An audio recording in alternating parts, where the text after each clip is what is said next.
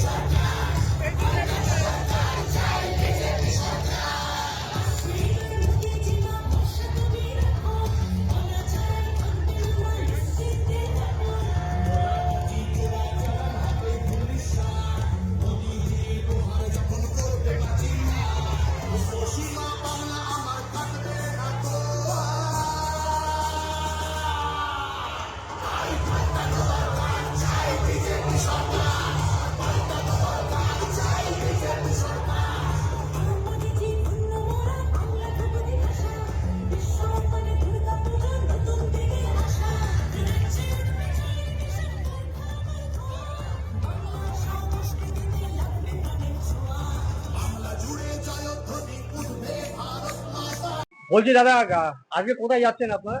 আমরা আজকে ব্রিগেডের জনসভায় যাচ্ছি।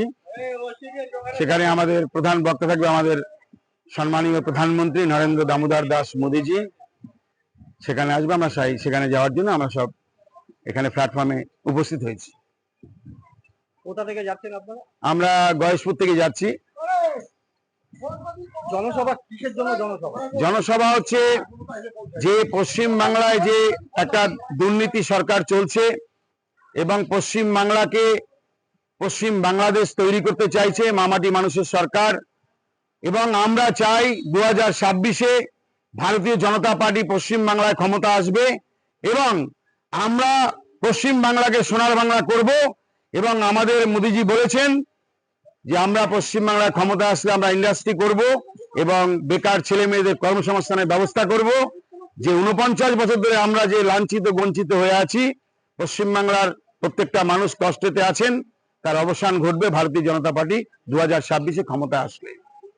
2026-এ কি হতে চলেছে?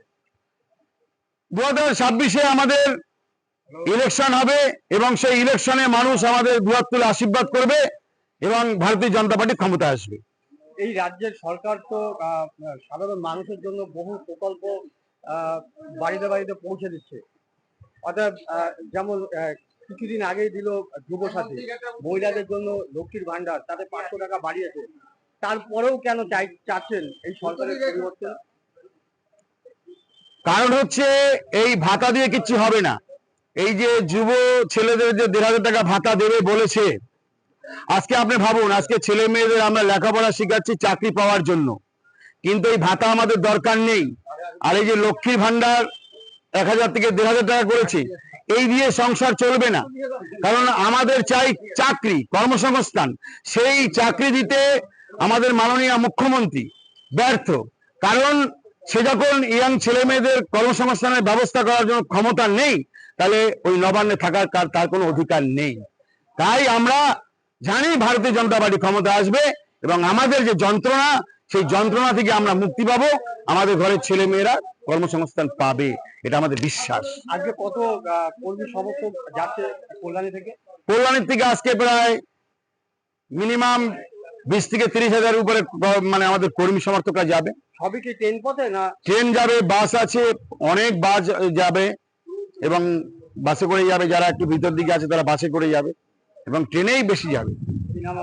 আমার নাম অসিত কুমার রায়, আমি হচ্ছি কল্যাণী বিধানসভার এসসি মোর্চার কনভেনার।